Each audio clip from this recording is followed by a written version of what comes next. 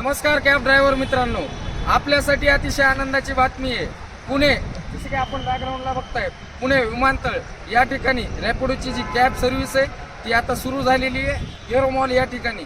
तर आपल्याला एअरपोर्ट एरोमॉल या ठिकाणी रॅपिडोची ट्रिप कशी पूर्ण करायची याबद्दल या व्हिडिओमध्ये आपल्याला सांगितलेलं आहे। तर हा व्हिडिओ जो आहे तो शेवटपर्यंत पूर्णपणे बघा। आता आपण बघणार आहोत एरोमॉल एअरपोर्ट या ठिकाणी एंट्री कुठनं करायची। तर आपल्याला एरोमॉलमध्ये एंट्री करताना गेट नंबर 4 चा वापर करायचा आहे। गेट नंबर 4 मधून आपल्याला एंट्री करायची आहे मॉलमध्ये।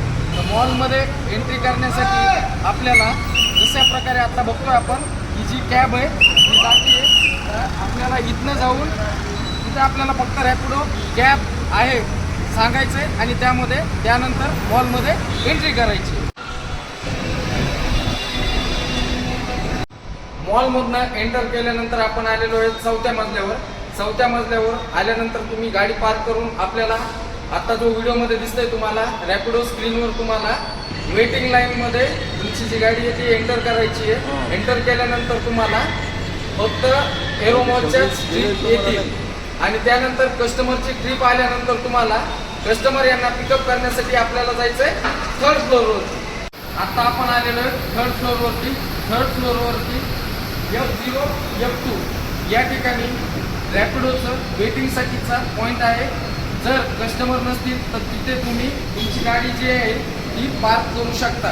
तसंच जर तुम्हाला ट्रिपमध्ये काही समस्या असेल तर आपला 3rd फ्लोअरवरती रॅपिडोचा स्टाफ थांबलेला असतो, ते तुम्हाला त्यामध्ये नक्कीच मदत करतील। ट्रिप रिलेटेड जर काही प्रॉब्लेम असेल तुम्हाला त्यामध्ये मदत करतील।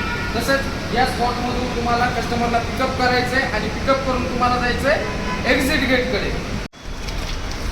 आता आलेलो आहोत आपण एक्झिट गेटवरती।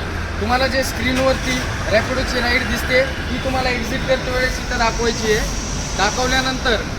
दाखवल्यानंतर इथे तुम्हाला कसल्याही प्रकारचे पार्किंगचे चार्जेस आहेत ते द्यायची गरज नाही आणि इथलं तुम्ही फ्री एक्झिट घेऊ शकता। जसं की उदाहरणार्थ कस्टमरच्या स्क्रीनवरती म्हणजे तुम्हाला ट्रिप आल्यानंतर जर 625 रुपये अमाऊंट दाखवत असेल तर तुमची कमाई 500 रुपये होणार आहे। 125 रुपये तुमच्या वॉलेटमधून डिडक्ट होतील, कारण कस्टमर तुम्हाला 125 पार्किंगचे जे चार्जेस आहेत ते एक्स्ट्रा देत आहेत। त्यामुळं कस्टमरकडून कसल्याही प्रकारचे पार्किंगचे चार्जेस घेऊ नका। जर घेताय तर भविष्यात तुमची ID सस्पेंड होऊन जाईल, तुम्हाला नंतर रॅपिडोमध्ये काम करता येणार नाही आहे। त्यामुळं कस्टमरकडून एक्स्ट्रा पैसे घेऊ नका। अशा प्रकारे तुम्ही एअरपोर्टची राईड पूर्ण करू शकता। धन्यवाद।